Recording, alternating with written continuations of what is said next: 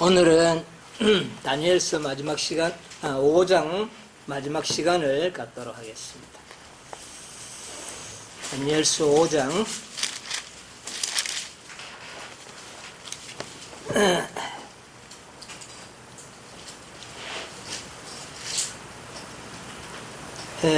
읽었던 말씀이지만 한 번 다시 이 말씀을 상기해 봐야 되겠다고 생각이 듭니다. 5장 3절로 나오는 말씀을 제가 한번 읽어보겠습니다. 이에 예루살렘 하나님의 전 성소 중에서 취하여 온 금 기명을 가져오매 왕이 그 귀인들과 왕후들과 빈궁들로 더불어 그것으로 마시고 무리가 술을 마시고는 그 금, 은, 동, 철, 목석으로 만든 신들을 찬양하니라. 그때에 사람의 손가락이 나타나서 왕궁 촛대 맞은편 분벽에 글자를 쓰는데 왕이 그 글자 쓰는 손가락을 본지라. 이에 왕이 즐기던 빛이 변하고 그 생각이 번민하여 넓적다리 마디가 녹는 듯하고 그 무릎이 서로 부딪힌지라. 6절까지 제가 넘어가겠습니다. 오늘 이 말씀은 우리가 반복해서 한번 생각을 해보는 이유는 그때에 그랬어요. 그때. 어느 때입니까? 왕이 그 벨사살 왕이 예루살렘에서 가져온 금, 은, 기명으로 술을 마실 그때에 그 말입니다.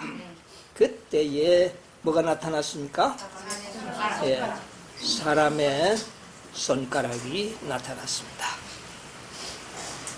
오늘은 이 벨살살 왕에게 나타난 이 손가락에 대해서 좀 생각을 해보려고 합니다. 이 벨살살 왕이 그 손을 보고 난 다음에 기겁을 하고 넓적다리가 녹는 듯하고 다리가 떨려서 무릎이 그냥 서로 부딪히는 이런 공포를 느꼈다 그랬습니다.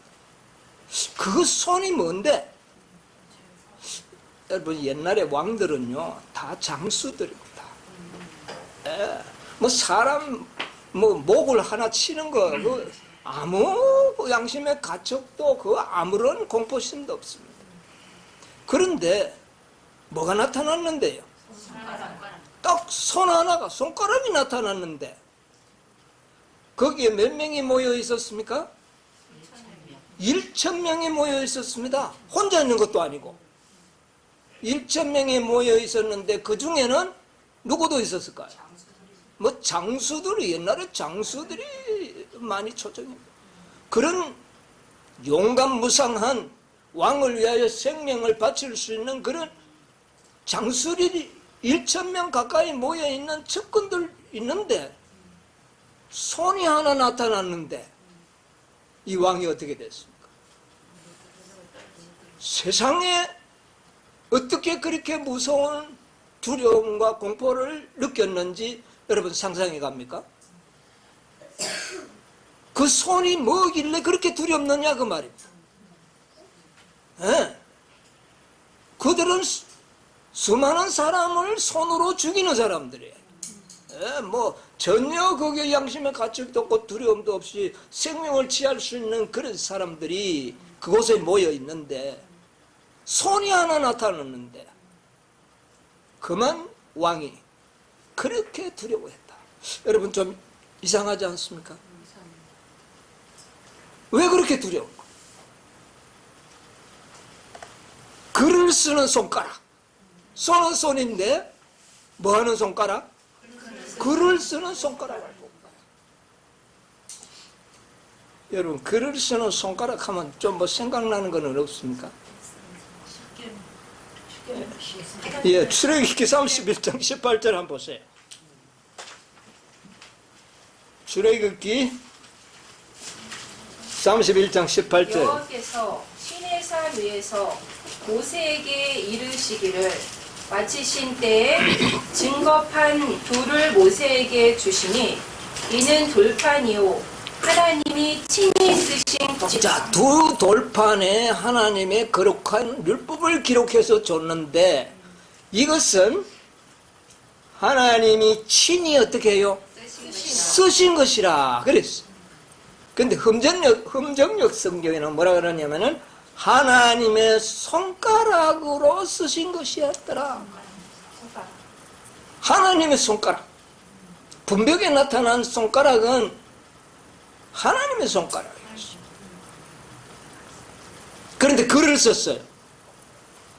십계명의 두 돌판에 하나님이 친히 글을 썼었다 그랬어요. 그런데 뭐가 썼다고요? 손가락으로 썼었다. 그래서 손가락이라 그러면, 하나님의 손가락이라 그러면 뭐를 우리가 연상할 수 있나요? 하나님의 율법을 생각하는 이런 느낌을 우리가 또 받게 되는 거예요. 그리고 또 다른 데 손가락 하면 좀 기억나는 말씀 없습니까?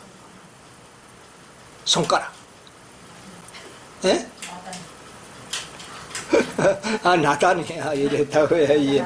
예, 뭐 그런 손가락도 생각해 볼 수 있습니다. 그런데 한 가지는 여러분 요한복음 8장 4절로 9절로 한번 좀 읽어봅시다. 거기에 손가락에 관한 놀라운 8장 4절로 9절. 예수께서 말하되 선생이여 이 여자가 간음하다가 현장에서 잡혔나이다. 모세는 율법에 이러한 여자를 돌로 치라 명하였거니와 선생은 어떻게 말하겠나이까. 저희가 이렇게 말함은 고소한 조건을 얻고자 하여 예수를 시험함이로라. 예수께서 몸을 굽히사 손가락으로 땅에 쓰시니 저희가 묻기를 마지 아니하는지라. 이에 일어나 가라사대 너희 중에 죄 없는 자가 먼저 돌로 치라 하시고 다시 몸을 굽히사 손가락으로 땅에 쓰시니 저희가 이 말씀을 듣고 양심의 가책을 받아 어른으로 시작하여 젊은이까지 하나씩 나가고 오직 예수와 그 가운데 섰는 여자만 남았더라. 예. 자, 여기 보니까 또 손가락의 이야기가 나옵니다. 그렇죠. 누구의 손가락입니까?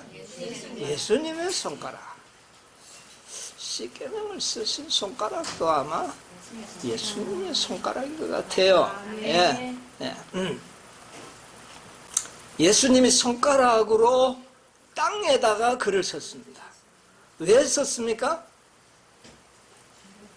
예수님이 왜 땅에다가 손가락으로 글을 썼습니까?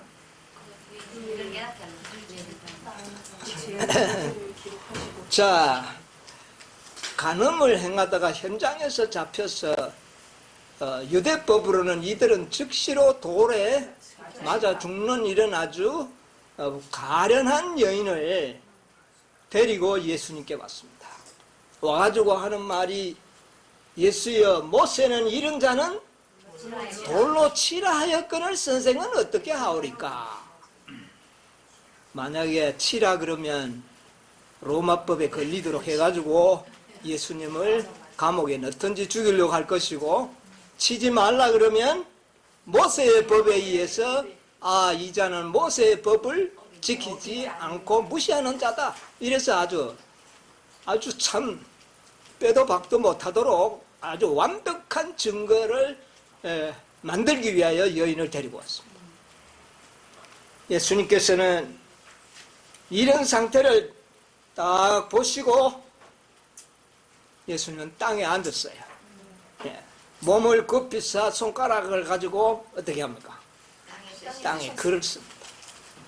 그러니까 자꾸 묻다가 말이죠. 자꾸 묻는 게 대답하라고.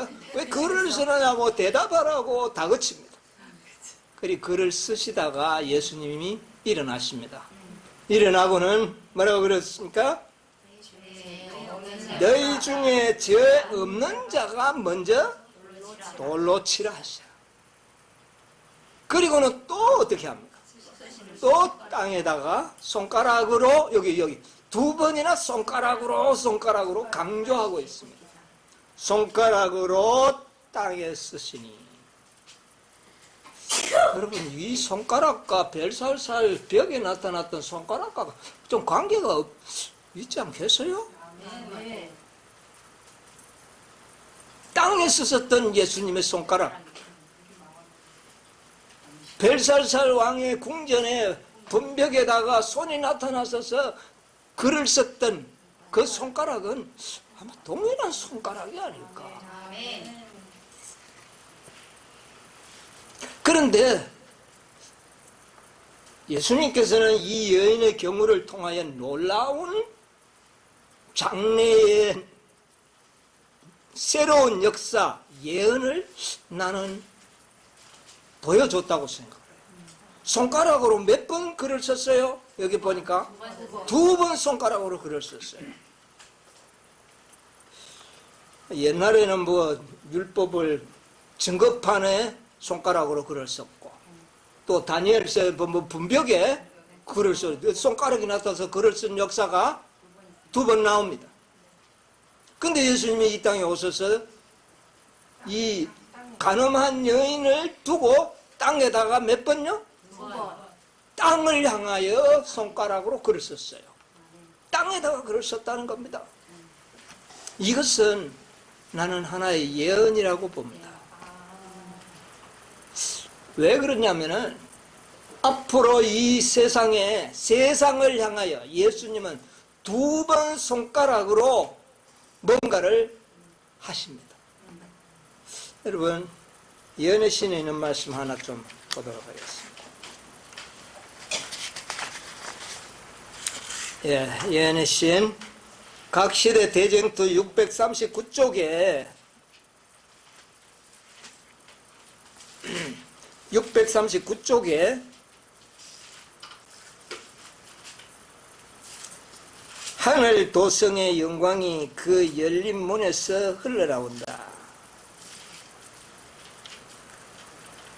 그때에 공중에는 하늘 도성의 영광이 그 열린 문에서 흘러나온다. 그때 공중에는 접쳐진 두 돌비를 쥔 손이 뭐가 나타났다고요? 손이 나타났어요. 뭐를 가진 손?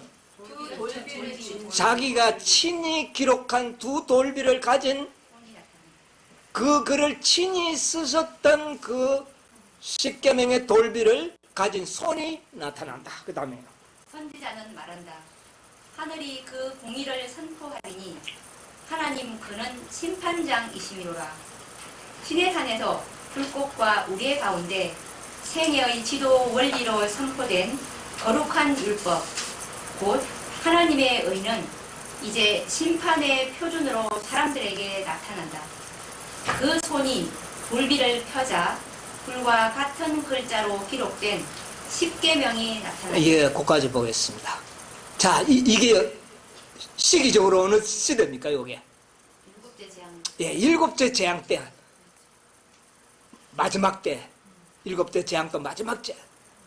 그때에 공중에 하나님의 접쳐진 두 돌비, 누가 친히 쓴? 예수님께서 우리 예수님께서, 하나님께서 친히 쓰셨던 두 돌비를 가진 손이 나타나. 이거는 예수님의 자기가 쓰신 그 두 돌비를 가지고 나타나는 것을 이야기하는 겁니다. 뭐 때문에 나타나는 겁니까? 심판의 말은 바로 예수님은 어떤 분이라는 걸? 심판장이라는 것. 심판장은 바로 자신의 친수로 손가락으로 기록했던 그 율법이 심판에 뭐가 된다? 기준이 된다는 것을 공포하는 것입니다. 그래서 최초로 시내산에서 두 돌판의 십계명을 기록하신 분이 그리스도셨고, 또 그리스도께서는 마지막 모든 인류를 마지막 심판에 재림 심판 때에 바로 그 직전에 두 돌비를 가진 손으로 나타나셔서 심판의 기준은 바로 무엇이다? 율법이다. 바로 벨사살 왕이 말입니다. 분명히 나타나서 손가락에 글을 썼는데 뭐라고 썼나요? 우리가 볼 때는 그냥 메네 대겔 우바르신이라는 글자를 썼어요. 그 글자가 그 두려운 거 아니잖아요. 그러나 그 글자는 바로 하나님의 율법을 율법으로 달아보았다는 심판의 결과를 그가 느낀 겁니다. 이 벨사살 왕은요, 그 분명히 나타나는 그 길은 바로 자신이 심판을 받았고 하나님 앞에 간합되지 못했다는 사실을 느꼈을 때에 오는 공포심인 것입니다. 네. 여러분, 이 공포심은 1차적인 우리의 육신적인 죽음의 공포가 아닙니다. 우리의 이 1차적인 죽음은요, 용감하게 장수들 죽습니다. 나라를 위해서도. 그런데 왕이 한갓 자기 생명 그것 때문에 그렇게 두려워한 것이 아니라 그것은 자신이 가지고 하나님으로부터 받았던 생명, 둘째 사망의 선고를 받았을 때 느끼는 악인들의 그 공포심을 바로 이 벨사살 왕이 모범 케이스로 받은 겁니다. 여러분, 우리는 지금 사람들이 죽을 때 겁 없이 죽죠? 그러나 둘째 사망 때는 하나님의 심판의 선고를 듣고 났을 때 그 두려움은 어떨까요? 넓적다리가 녹는 듯하고 무릎이 부딪히는 그런 공포를 모두가 느낄 것이라는 것을 우리에게 이야기해 주는 겁니다. 예수님이 심판하시기 위하여 이 땅에 재림하실 때에 공중에 두 돌비를 보여주었을 때 모든 악인들은 산과 바위야 우리에 떨어져서 보좌와 그 어린 양의 낯에서 우리를 어떻게 해달라? 가려워달라. 그들은 살기를 원치 아니하고 뭐 하기를? 죽기를. 그것은 죽음보다 더 무서운 공포를 그들은 느끼고 있다는 것을 이야기하는 겁니다. 여러분, 이 공포를 느끼기를 바랍니까? 이 공포는 참으로 무서운 공포가 될 것입니다. 이 공포는, 이 두려움은 우리 모두가 피해야 할 공포심이요 두려움인 것입니다. 바로 이 벨사살은 영원한 죽음을 죽기 직전에 느낄 모든 악인들의 공포심입니다. 그것을 이 1차적으로 그런 공포심을 느낄 때가 언제라고요? 예수님이 이 땅에 재림하실 때. 네, 재림하실 때 바로 직전에 뭐를 보고? 손에 쥐어져 있는 하나님의 율법을 보고 자신들이 구원받는 일에 완전히 실패하고 멸망당할 수밖에 없다는 사실을 깨달았을 때 오는 그들의 공포를 이 벨사살을 통해서 보여준 겁니다. 예, 이게 첫 번째입니다. 예수님이 땅에 한번 글을 썼죠? 또 한번 또 일어났다가 다시 글을 썼어요.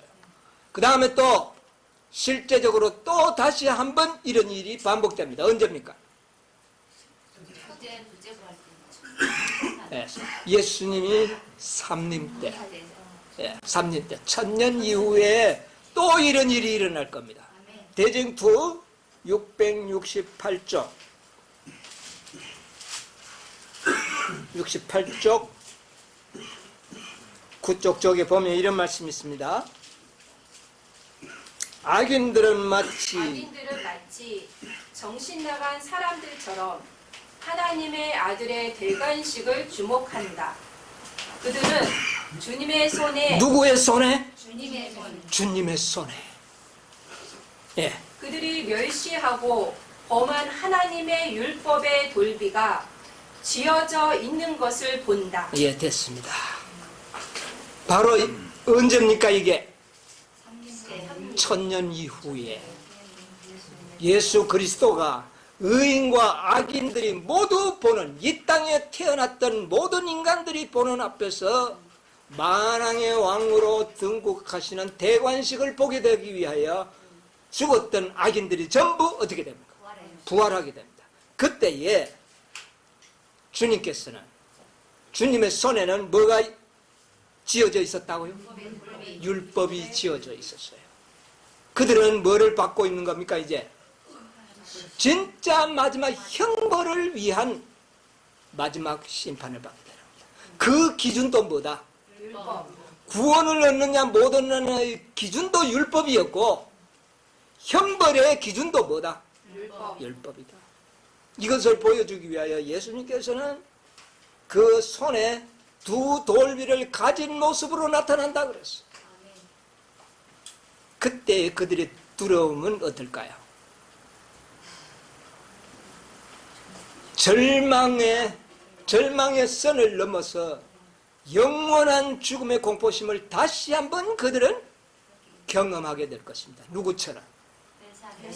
벨사살 왕이 느꼈던 그 공포를, 그 두려움을 느끼게 될 것이라는 것을 이미 다니엘 5장을 통하여 우리에게 보여준 겁니다. 그리고 주님께서는 그 가늠한 여인을 구원하시기 위하여 땅에 글을 쓰실 때에 이 여인을 정죄하던 그 악한 인들, 너희들도 이 여인이 지금 막 바들바들 떨었습니다. 넓적다리가 녹는 것 같고 무릎이 부딪히는 공포심에 끌려왔습니다. 왜요? 이제 뭐가 날아오니까요? 돌이 날아올 겁니다. 그런 공포심을 느끼고 있는 여인을 살리시기 위하여 예수님께서는 땅에 글을 썼었어요. 그래서 사람들이 말이에요. 예수님이 글을 쓰고 있는데 사람들이, 앞에 있는 사람들이 슬금슬금 도망을 가. 예수님 글을 쓰는데 도망을 가요.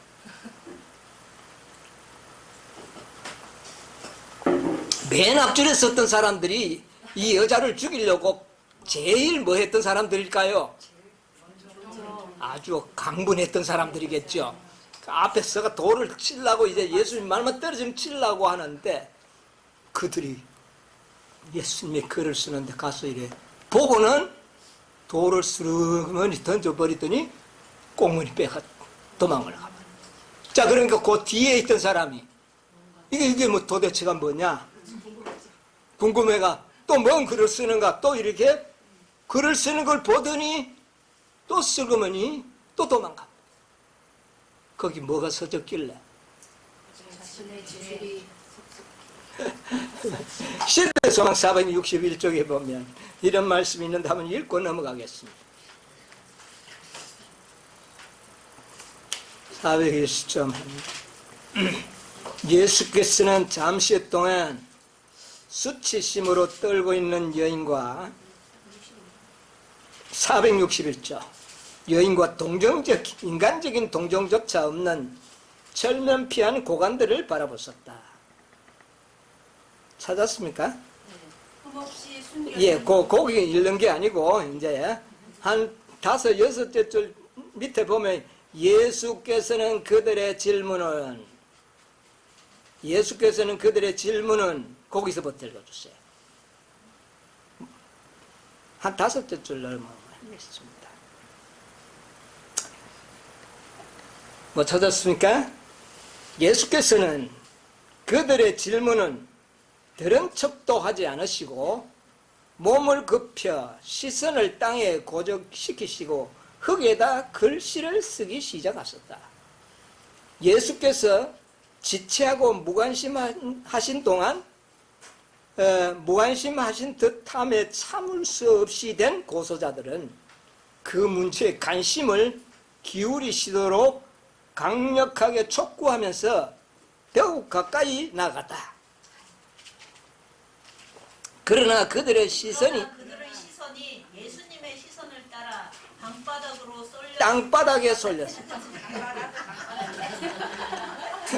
땅바닥으로 쏠렸을 때 그들의 안식은 변하였다. 안색은 변화했다. 그들 앞에 그려져 있는 것은 그들 자신들의 생애의 죄의 비밀들이었다. 예. 바라보고 있다. 예, 거기까지 읽겠습니다. 시간이 많이 갔습니다. 자, 보세요. 글을 뭐를 썼다고요?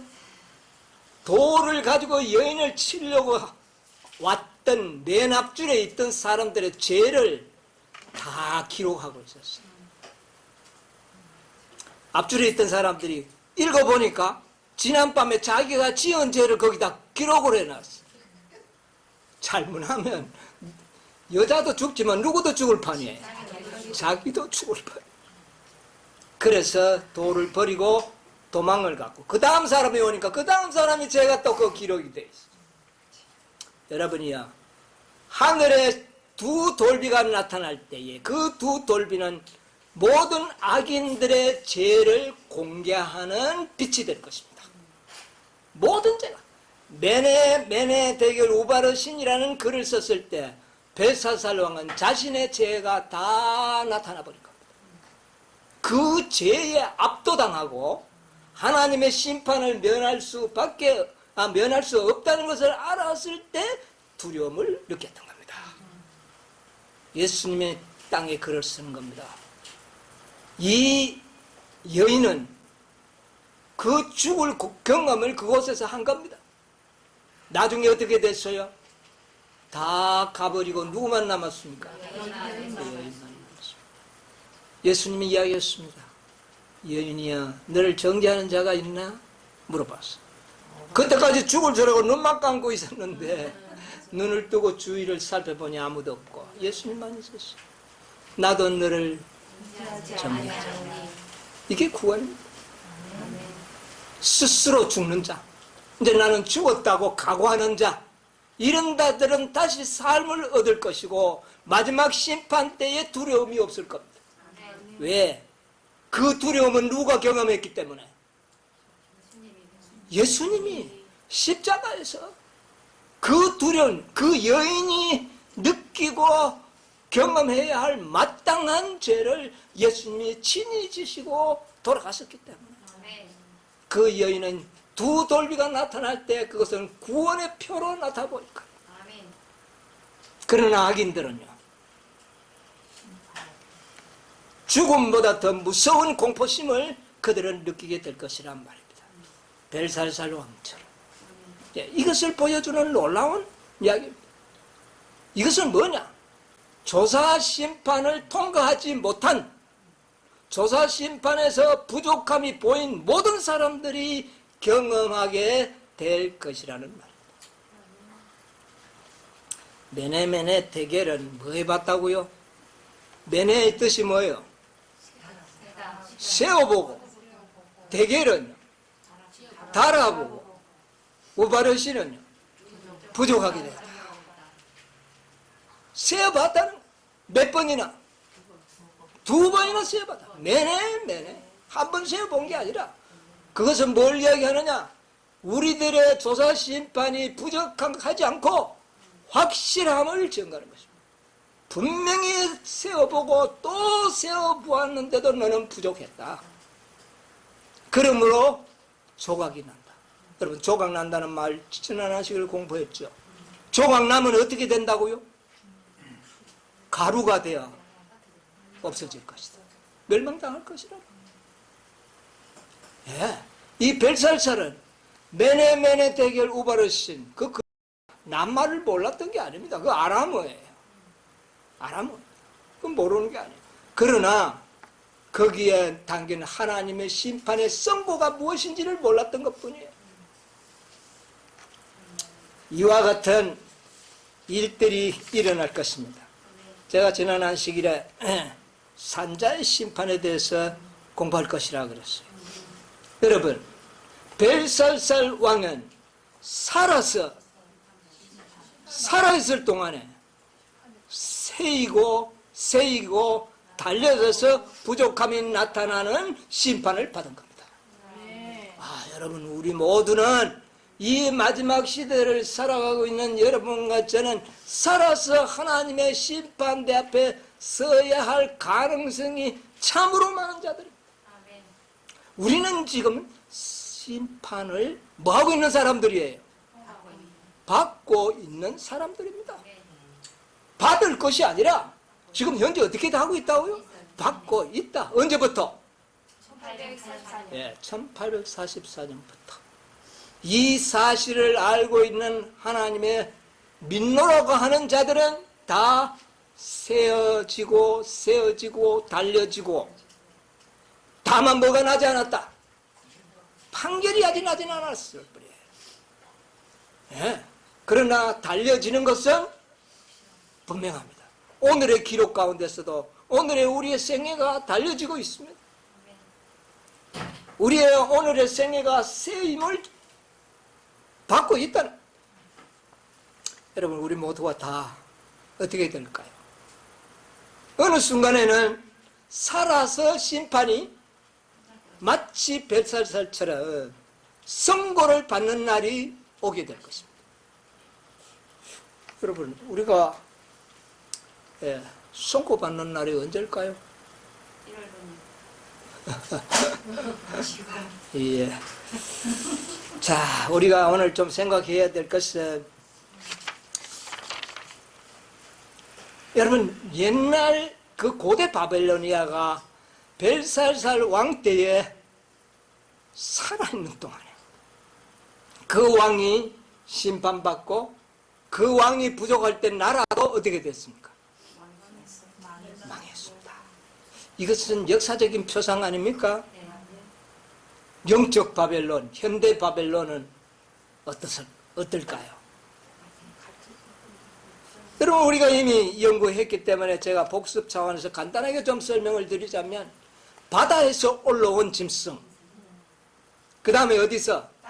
땅에서 올라온 짐승이 바벨론을 구성하고 있는 현대 바벨론이죠. 바다에서 나온 짐승은 어떤 세력이라고? 로마 법왕권. 머리가 상처를 받고 좀 회복을 받아야 하는 그런 짐승으로 나타났습니다. 그리고 땅에서 올라온 짐승은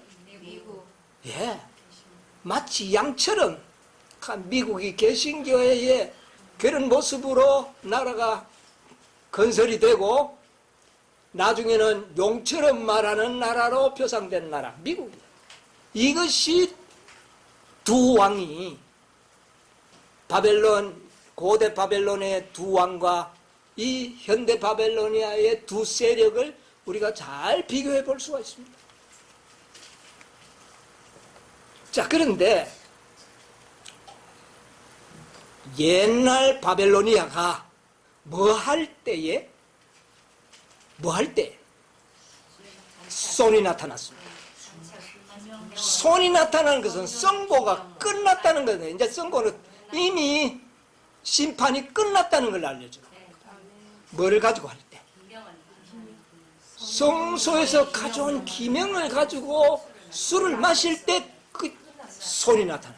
너는 이제 끝났다.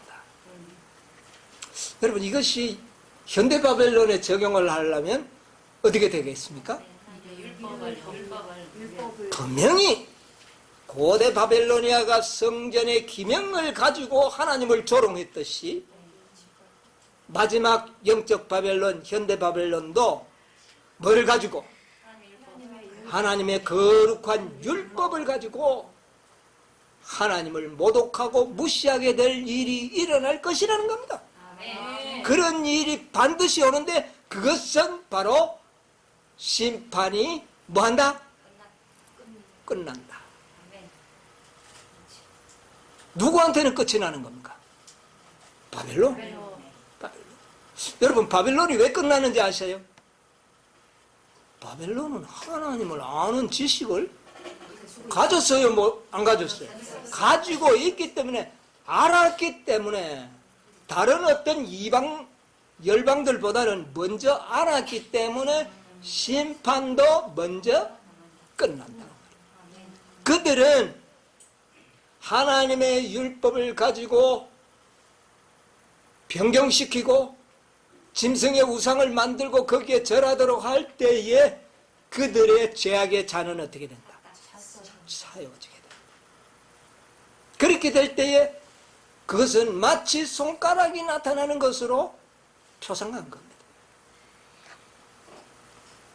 여러분, 우리 예언신에 있는 말씀 하나 좀 보겠습니다.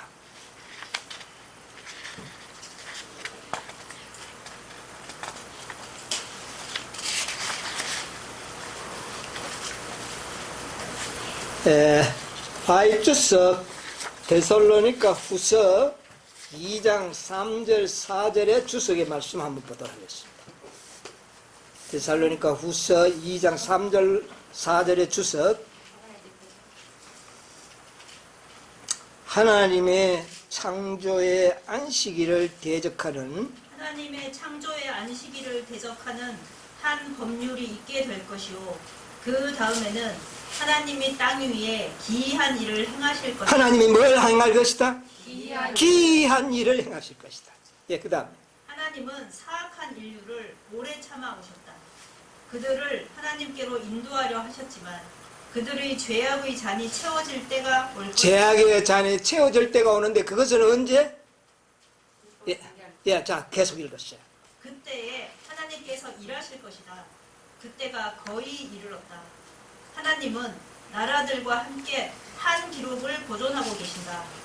하늘의 책에는 그들을 대적하는 기록들이 점점 많아지고 있다. 주일 중 첫째 날을 범하는 자들에게 형벌을 가한다는 것이 법률로 될 때에 그때에 그들의 잔은 가득 차는 것이다. 언제 가득 찬다고요? 미국에서 아무 의미가 없는 첫째 날을 넷째 날을 대신하여 지키도록 법령을 제정할 때 죄악의 잔은 찬다. 하나님이 얼마나 인내하고 계시는지 전번에도 제가 말씀드렸습니다. 자, 노아 시대와 롯세 때는 죄악의 잔이 채웠는데 뭐 때문에 죄악의 잔이 찼다고 말씀하셨죠? 동성애법이었습니다. 동성애. 인간으로서의 모든 그런 질서를 하나님의 질서를 깨뜨릴 때 하나님께서 그 도시를 어떻게 했습니까?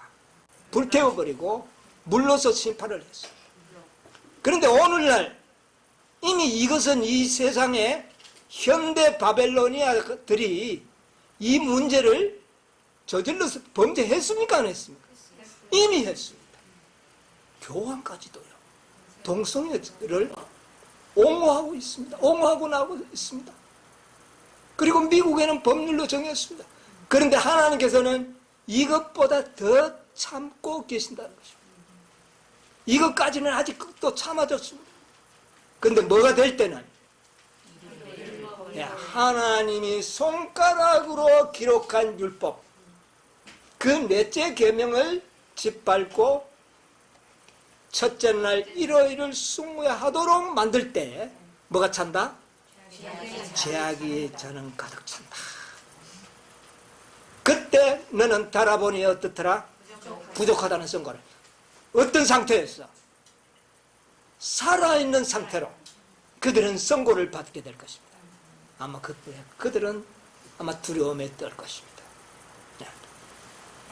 자, 그리고 가래법은 기별 372쪽에 오늘 뭐 간단하게 제가 읽겠습니다. 372쪽에 보면 국가의 통치자들이 사단의 정책을 시행하며 저들 스스로 죄악의 사람의 편에 가담하는 국가적인 배도의 때 바로 그때가 죄악의 잔이 가득 찰 때이다.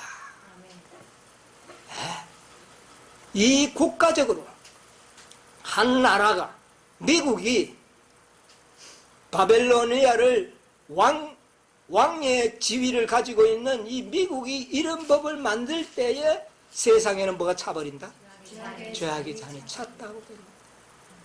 미국의 멸망과 바벨론의 멸망은 사실은 세상의 멸망입니다. 이렇게 우리에게 분명히 이야기하고 있습니다. 여러분, 미국에서 이 법령이 제정되면 이 지상의 죄악의 잔은 어떻게 된다? 찼다. 이것은 곧 산자들의 심판이 여러분, 시작됩니다. 그런데 벨사살 왕이 살아있는 상태로 심판을 받은 것처럼 이 세상의 모든 사람들은 다 살아서 뭐를 받을까요? 심판을 받게 될 것이다. 이 다니엘 5장 그것을 보여줍니다. 자, 요한계시록 14장에 보면 7절 8절에 보면 너희는 그가 첫째 천사가 말하기를 누구를 두려워하고 하나님을 두려워하며 그에게 영광을 영광을 돌리라. 왜요? 심판하실 그의 심판하실 시간이라. 이게 무슨 심판입니까? 산자의 심판. 예, 조사 심판. 산자의 심판, 모든 심판을 다 의미하지만 특별히 산자들이 염두에 두어야 할 심판인들입니다. 예. 자, 그러면서 둘째가 따라 말하기를 뭐하였다? 무너졌도다. 무너졌도다. 이 말은 뭐냐면은 부족하여 달아보니 부족하여 뭐가 됐다? 우바르신이 되었다. 조각났도다. 조각났도다. 그 말입니다. 바벨론이 무너지면 뭐가 나는 겁니까? 조각이 나는 겁니다. 조각이 나면 어떻게 되나요? 가루가 되어 없어질 것입니다. 자, 이 바벨로니아가 어떻게 된다고? 영적 바벨로니아가 조각나서 없어질 것이라는 선고가 나리는 겁니다. 뭐를 통하지 못했다? 심판을. 바벨론이. 예, 여기 이야기하는 것은 바벨론입니다. 예, 통하지. 뭐 당연하죠. 예, 당연합니다. 그러나 어쨌든 국가나 개인이나를 막론하고 부족하면 뭐 한다? 부족하면 무너진다는 것을 이야기하는 겁니다. 죄를 많이 짓고 적고 짓고 이것은 형벌에 관한 문제지. 멸망을 받느냐 구원을 얻느냐는 부족하냐 안 하냐로 결정나는 것입니다. 여러분, 산자의 심판은요. 산자의 심판은 뭐 하냐 아니하냐? 부족하냐 부족하지 않느냐로 결정이 난다는 거예요.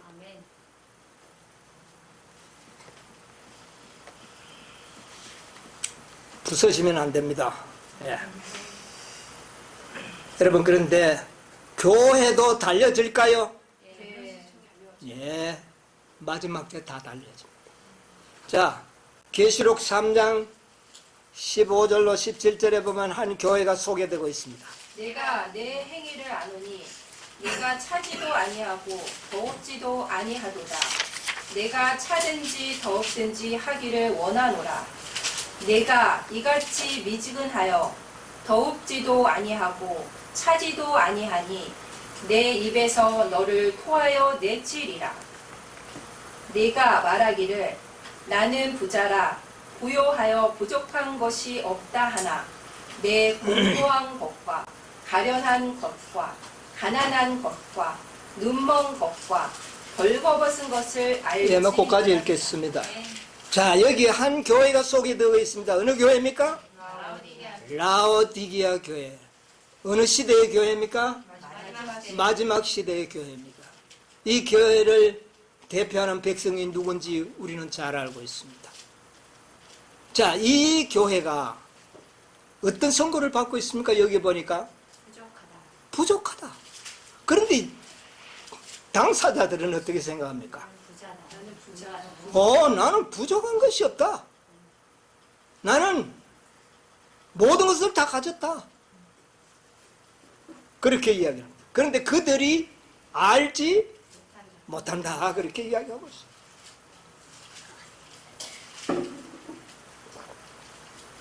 여러분, 이 라오디게아 교회는 참 복받은 교회입니다.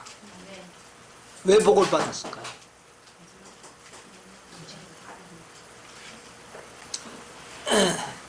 여러분, 우리가 어느 대학에 들어가는데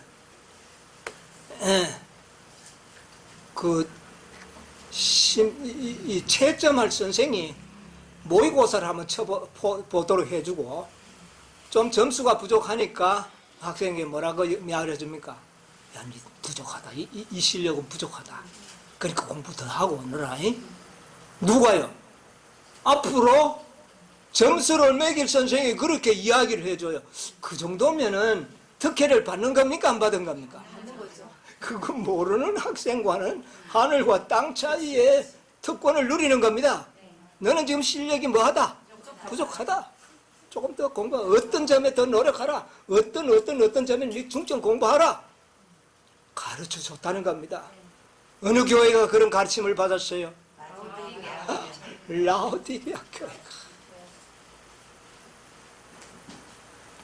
그런데 결과적으로 20절에 보면 뭐라 그랬느냐면은 내가 내가 문 밖에 서서 두드리노니 뭐가 되어버린 겁니까? 예수님이 교회 안에 계시지 않고 문 밖에 있는 상태로 결론이 나버렸습니다. 아멘. 이거는 부족한 겁니까? 아닌 겁니까? 부족한 겁니다.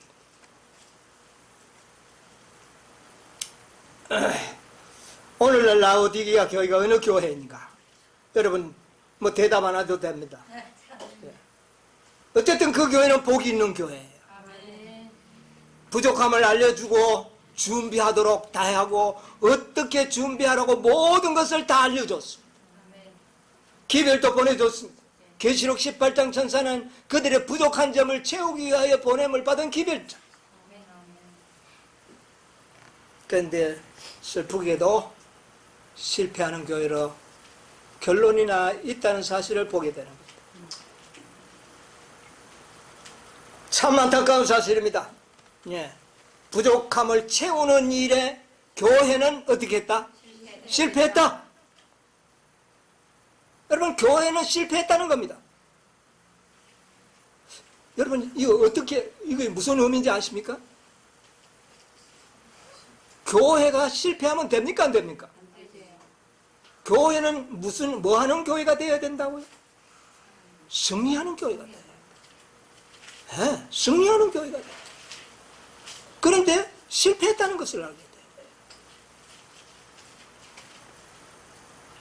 여러분, 실패하면 교회가 어떻게 될까요? 늦은 빛 성령을 받지를 못해요. 부족하면 늦은 빛 성령을 받지 못하고, 늦은 빛 성령을 받지 못하면 실재앙을 통과하지 못하고 거기서 조각이 나게 되는 겁니다. 교회가 그렇게 된다는 겁니다. 그러면 늦은 빛을 받는 교회가 있다는 겁니다. 따로 있다는 겁니다. 여기 보니까 볼지 않든지, 이거는 교회가 아니죠.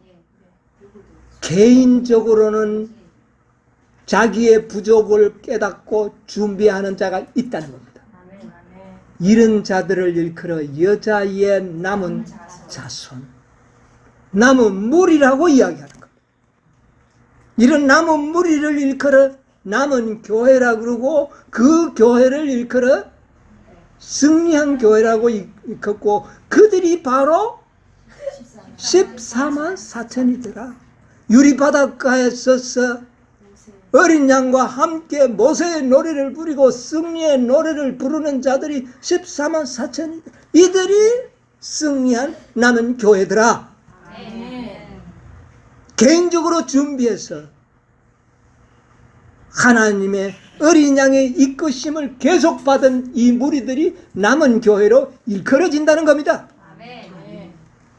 오늘날 이 땅에 존재하고 있는 교단들이 아니라는 겁니다. 교단은 부족하게 됩니다. 어떤 교단도 완전하지 못할 겁니다.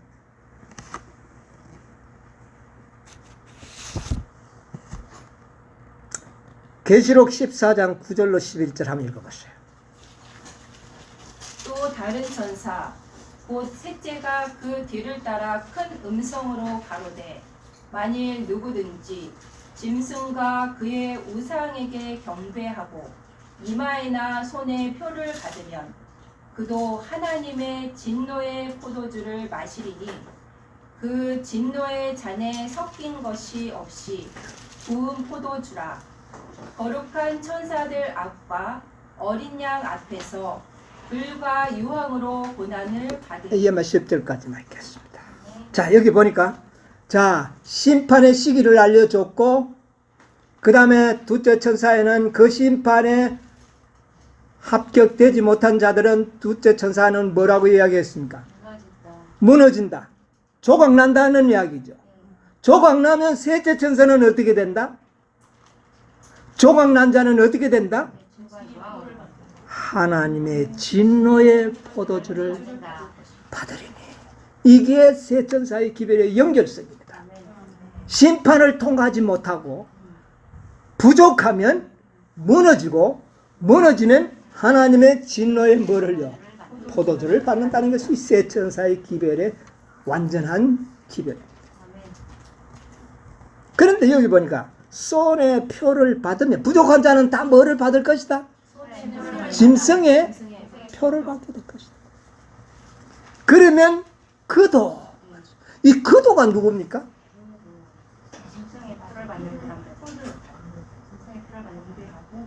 그러면 그도 그랬는데, 그러면 이 그들 외에 어떤 누구는 누굽니까?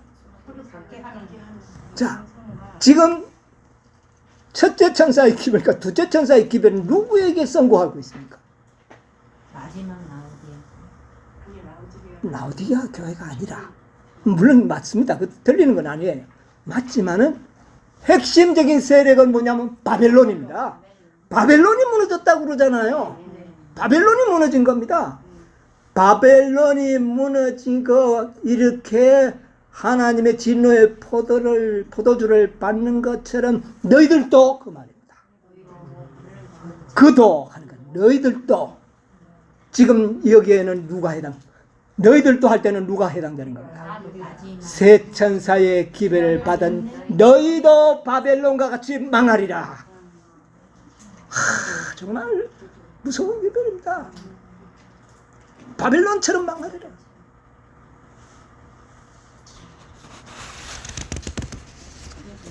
예, 그가 바로 세 천사의 기별을 믿고 있는 자들입니다.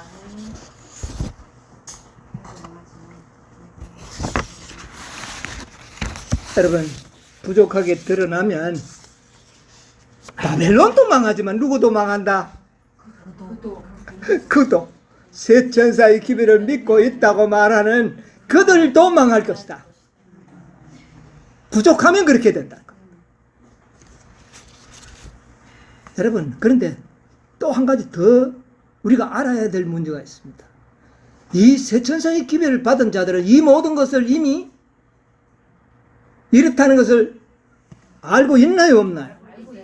누구보다도 이 세상에 어떤 존재들, 바벨론보다도 더 알고 있는 사람들이, 바벨론도 하나님을 아는 지식이 있지만 누가 더 많았어요?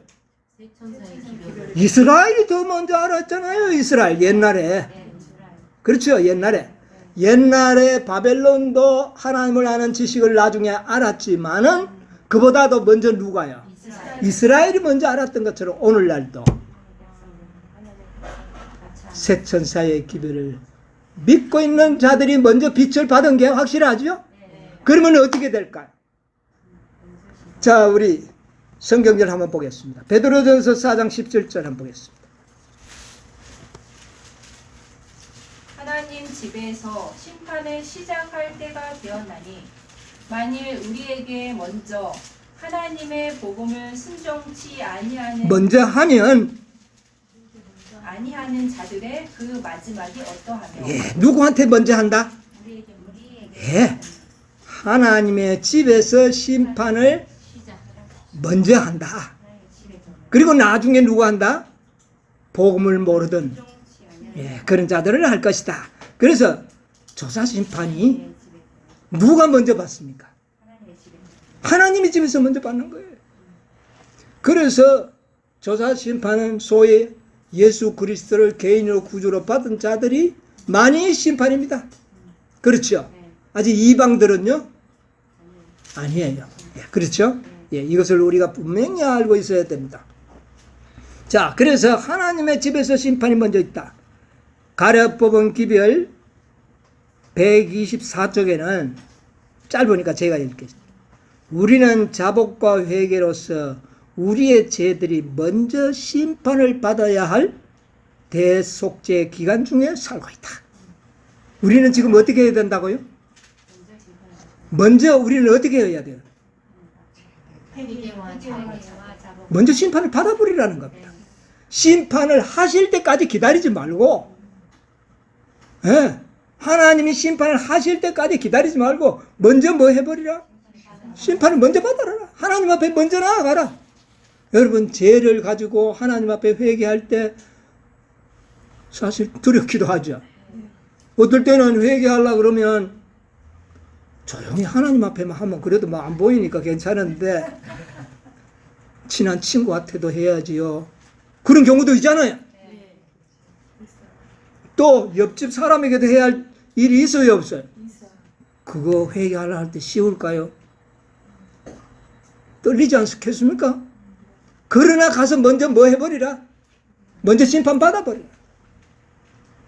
가기는 힘들지만 용서받고 나오는 발걸음은 어떻게 될까요? 가벼운 겁니다. 먼저 심판받으라. 이것을 하도록 하기 위하여 우리에게 뭐를 주었다? 대속죄를 줬다. 무슨 말인지 아시죠? 예. 자, 대쟁투 490쪽에는 이렇게 말씀했습니다. 자, 우리가 먼저 심판을 스스로 받지 않으면 우리가 심판을 자청해서 받을 수가 있습니다. 대속죄 기간에. 그런데 우리가 그 심판을 미리 받지 않고 심판하실 때까지 기다리다가는 위험성이 있다. 그 말입니다. 대쟁투 490쪽에 심판은 오늘날 하늘에 있는 성소에서 진행되고 있다. 이 사업은 오랫동안 계속되어 왔다.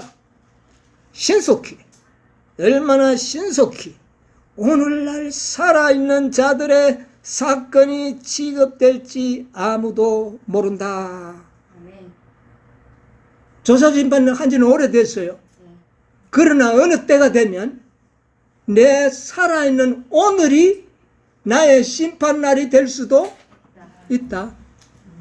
엄숙하지 않습니까? 네.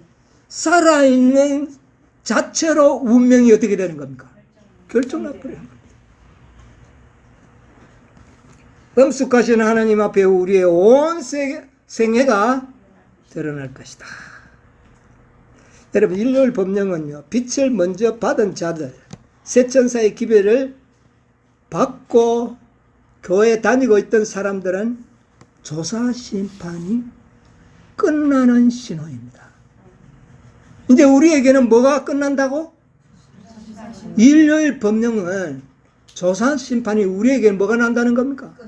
끝난다는 신호입니다. 그 신호가 아주 위험한 신호가 우리에게 하면 올 거예요. 그때까지 우리는 스스로 심판대 앞에 어떻게 해요? 나가서 해결해야 돼요. 먼저 심판을 받아야 돼요. 그러나 빛을 늦게 받은 자들은 조사 심판은 시작을 알리는 겁니다. 이제 너희들도 심판을 받을 것이다. 누구에게는 끝나는 신호? 빛을 먼저 받은 재림 신자들은 끝나는 신호요. 저 이방 모든 사람들은 뭐요? 시작의 신호다.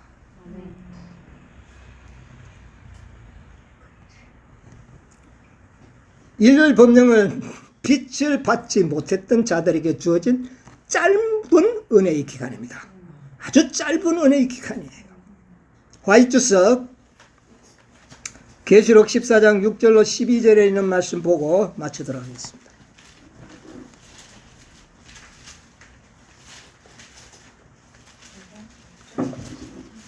많은 사람들이 진리를 받아들여야 하는 그 제목에 보면 하나님의 심판 때는 진리가 무엇인가를 배울 기회가 없었던 사람들에게 은혜의 시간이다. 자, 이 일요일 법령이 내리고 이래 할 때는 어떤 자들에게?